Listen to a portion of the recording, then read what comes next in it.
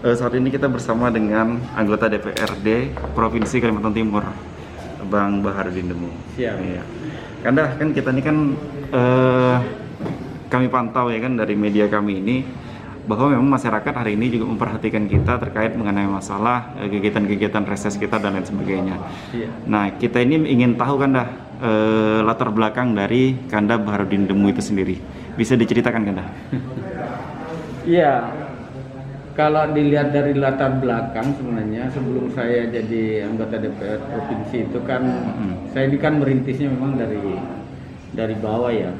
Saya dari aktivis LSM, sempat jadi waktu itu jadi koordinator jaringan tambang Kalimantan Timur. Oh, Jatam Kanda ya? Iya. Jadi sempat 1 periode, setelah itu saya hijrah menjadi seorang kepala desa. Kepala desa di Desa Sebuntal, Kecamatan Marangkayu. Oke. Nah, itu saya lalui sekitar 2 tahun 8 bulan. Jadi kades itu tadi kan? Kades, iya. Kenapa?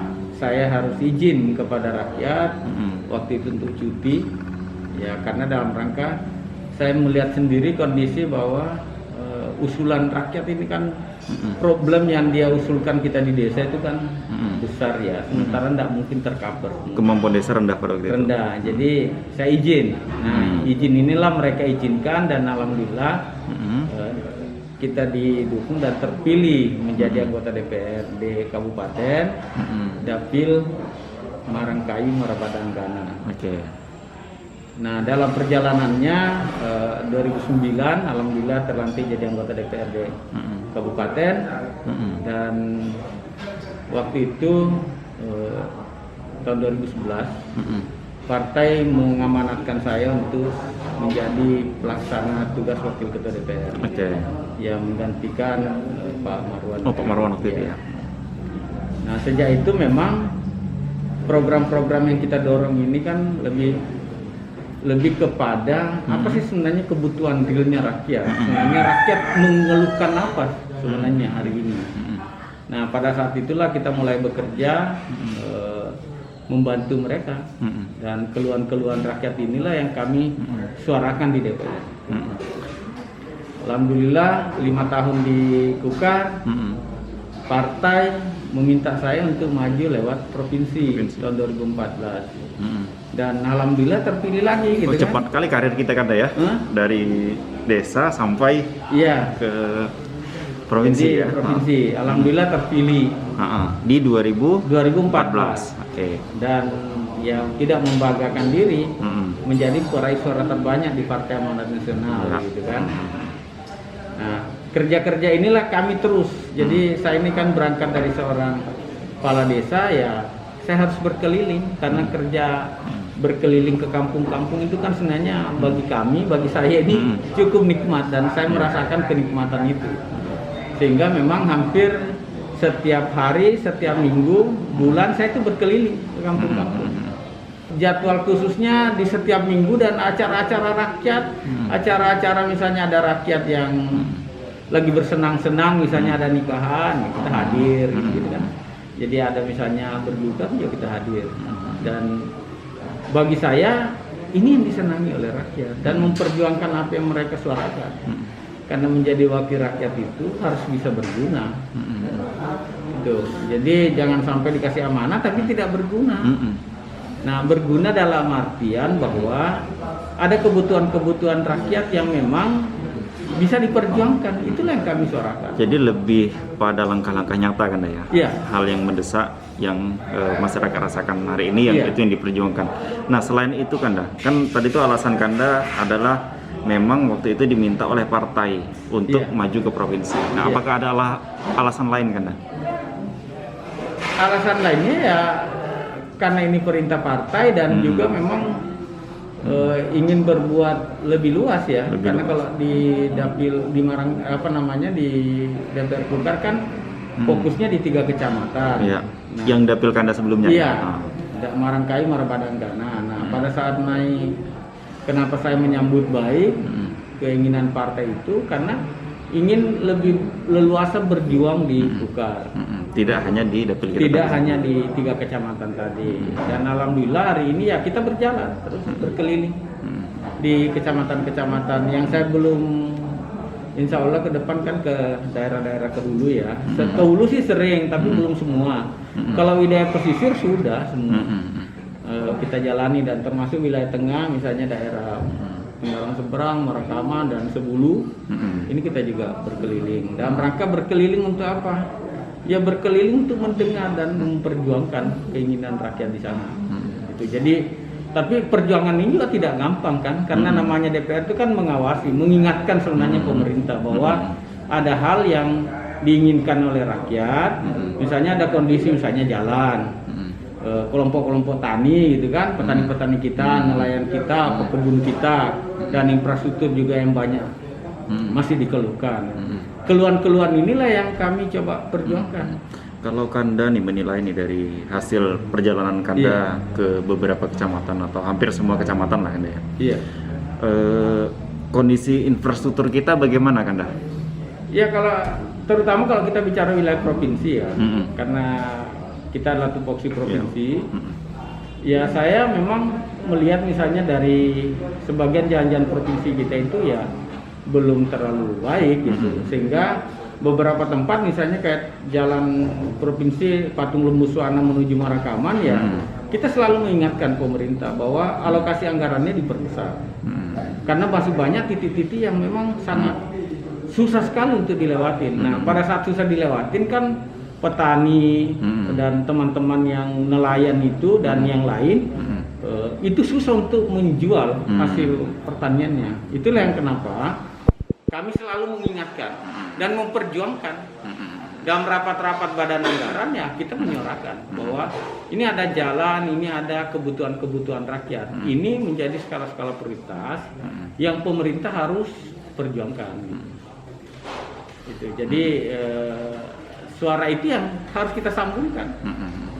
Berkeliling, banyak masukan-masukan dari rakyat, itulah yang kami ramu dalam rapat-rapat di DPR misalnya, untuk mengingatkan kepada pemerintah bahwa ada hal yang ingin rakyat inginkan. Nah, pemerintah sebagai DPR dan pemerintah sebagai mitra itu saling mengingatkan. Jadi kita ingin bersama-sama sehingga apa yang menjadi kebutuhan rakyat itu betul-betul bisa terpenuhi dengan baik gitu.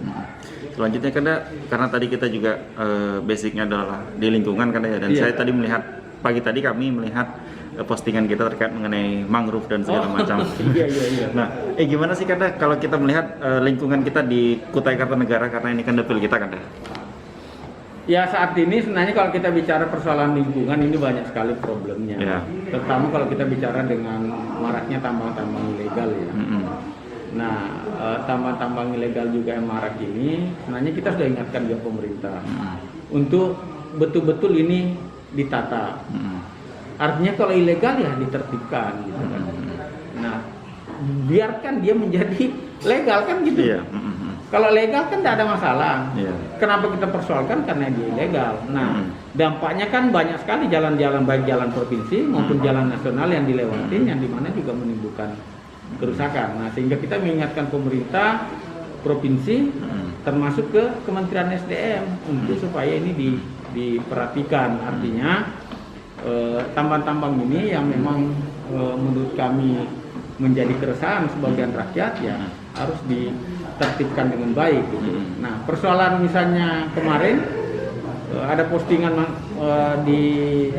diundang sama beberapa komunitas di Marabada ya, terutama Yayasan Mangrove dan komunitas-komunitas LSM juga di Marabada, mengundang dalam rangka untuk deklarasi ya, atau membuat suatu kesamaan dalam rangka untuk gimana sih mengelola mangrove ke depan, khususnya yang ada di Delta gitu kan. Karena menurut data bahwa hampir 15% itu tinggal itu yang baik. Nah, penyebabnya apa? Ya harus kita akui bahwa di sana kan banyak aktivitas. Ada aktivitas nelayan dan juga ada aktivitas pertambangan, khususnya di sektor migas. Nah, ini kita minta kepada pemerintah untuk sama-sama kita coba mengelolanya. Jadi mengajak, misalnya rakyat kita ajak dalam membuat tambak itu, nanti ke depannya adalah tambak-tambak yang ramah lingkungan. Yang maksudnya ramah lingkungan itu mangrove tidak dibabat habis. Gitu.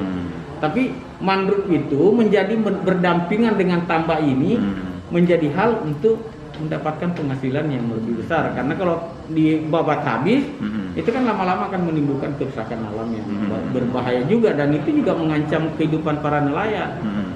Nah, saya selaku ketua penyuluh perikanan Kaltim mengajak kepada kawan-kawan nelayan di beberapa tempat di Anggana dan Muarabada Marangkayu untuk kita bersama-sama melestarikan mangrove ini, menjaga sehingga untuk kedepannya ini menjadi menjadi baik, dan insya Allah pasti tempatnya kalau saya bilang ini kan mangrove ini kan salah satu fungsinya adalah tempat makannya para ikan, udang gitu. Nah, kalau makanan banyak kan pasti juga akan berkembang biak dengan baik.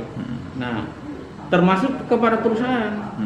Kita juga minta kepada perusahaan untuk sama-sama berkontribusi, menjaga juga gitu. Nah, begitupun juga pemerintah, kita dorong pada pemerintah, baik pemerintah provinsi maupun kabupaten dan pusat, untuk sama-sama coba membuat program dalam rangka untuk melestarikan mangrove yang ada di delta gitu. Nah, kalau di sisi nelayannya, di sisi teman-teman nelayan, ya kita berharap betul bahwa kedepannya kita ajak untuk menjadi, kalau saya mau bilang, tambak yang ramah lingkungan. Dan ini kan sudah ada yang memulai, kayak di Muarabada itu, di tempatnya namanya Pak Ramlan, itu di Salok Sumbala itu juga semua tambak-tambak mereka sudah mulai ditanami mangrove gitu kan.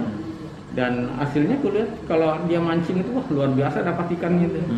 Saya kemarin diskusi sama dia, dan dia sekarang lagi coba, saya bilang ilmu yang dia dapatkan ini itu dipakai untuk berkeliling ke kelompok-kelompok nelayan ya, untuk dalam rangka untuk bersama-sama ke depannya mengajak dalam rangka untuk buat ke tambak ramah lingkungan. Dan ini luar biasa hasilnya. Nah, dari perhatian-perhatian seperti ini kan ya, Kanda yang turun langsung ke lapangan dan segala macam. Bagaimana sih peran pemerintah itu, Kanda perhatian pemerintah itu terhadap kelompok tani, kelompok nelayan tadi dalam proses membantu mereka untuk menyebarkan nilai-nilai pilot project yang telah mereka lakukan itu tadi, Kanda? Pertama begini, kalau saya melihat kan di lapangan ya, kadang memang kalau saya berharapnya begini, program yang dilakukan pemerintah saat ini itu baik, ya. Tapi ada tapinya. Maksud kami adalah program ini sesungguhnya adalah harusnya betul-betul dilihat kondisi real di lapangan. Karena kan misalnya ada bantuan, tapi kan kadang tidak diinginkan oleh rakyat. Nah, maksud saya rembuk-rembuk itu pemerintah dalam rangka untuk membuat program untuk rakyat, terutama di nelayan itu, maka rembuk-rembuk di kampung-kampung ini, di desa ini, di kelompok-kelompok tani itu diperbanyak. Nanti usulan-usulan itulah yang menjadi skala-skala prioritas yang memang menjadi kebutuhan dasarnya para nelayan. Nah, selama ini kan kita melihatnya itu kadang tidak berjalan dengan baik. Nah, kita ke depannya berharap ini berjalan. Nah, sehingga nanti bantuan apapun yang dibikin oleh pemerintah programnya itu betul-betul tersentuh.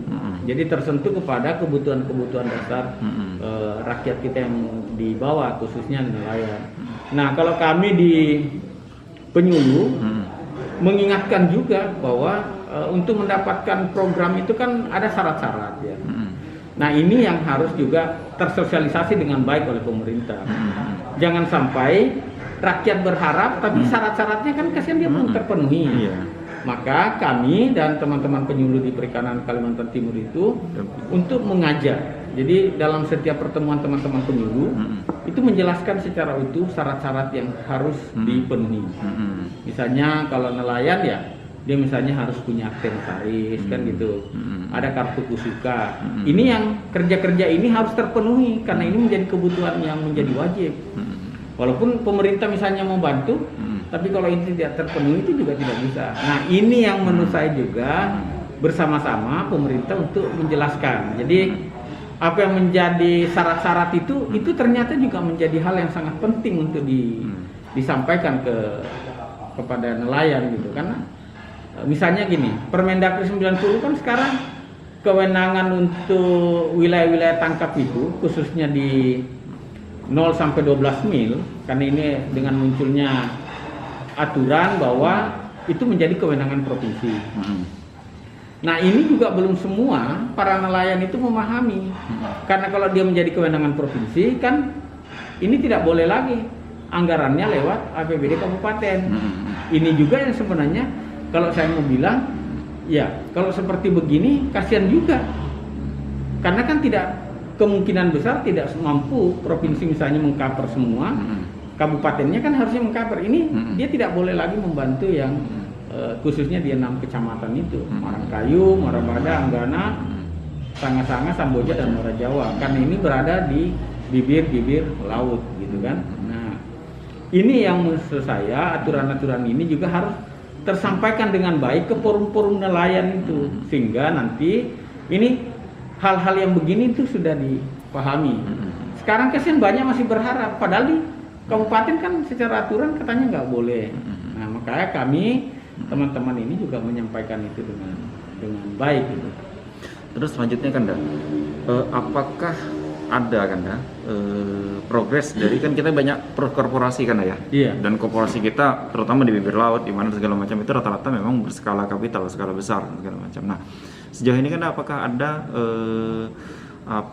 bantuan ataupun kontribusi lah, tanggung jawab lah ya, lebih pada tanggung jawab perusahaan kepada masyarakat berupa CSR kah atau gimana? Kalau kita di sini kan adanya forum CSR di Kukar kan ya, misalkan kan, atau di provinsi sepertinya ada juga kan ya. Nah sejauh mana sih kita menilai itu kan? Apakah sudah berjalan untuk membantu rakyat tadi kan? Ya, kalau melihat kondisi perusahaan yang berada di wilayah-wilayah rakyat ya, misalnya kita bicara di sektor wilayah-wilayah pesisir kan banyak sekali migas gitu. Saya sih melihat masih sangat minim kontribusinya gitu.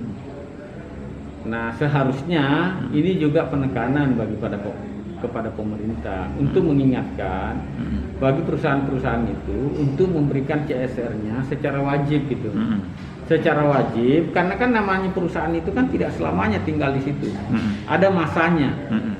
Nah kita berharap ketergantungan yang selama ini misalnya ada pada saat perusahaan itu beroperasi di situ kan ada ketergantungan nih. Ketergantungan apa? Karena banyak juga rakyat kita menjadi karyawan kan di situ. Nah kita berharap juga ada pendampingan pasca dia pergi. Jadi sebelum pergi ini ekonomi rakyat juga berjalan. Tapi kalau misalnya dia pergi tidak pernah melakukan pembinaan, bantuan-bantuan program itu tidak dilakukan, ya kan nanti yang timbul apa? Ketergantungan ini masih terus terjadi pada saat perusahaan ini pergi. Yang terjadi apa? Pasti banyak kesusahan-kesusahan yang terjadi di rakyat karena ekonominya mereka tidak bergerak dengan sendirinya setelah pasca perusahaan itu pergi.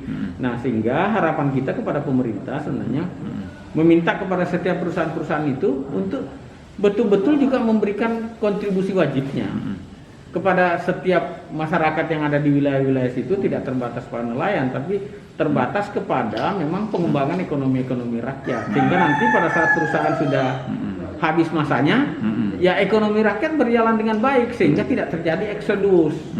Nah saat ini kan kalau perusahaan sudah habis karena kondisinya adalah mereka ketergantungan luar biasa, perusahaan pergi, dia juga pergi kasihan. Maka yang terjadi apa? Ekonomi rakyat di sini juga tidak berjalan dengan baik.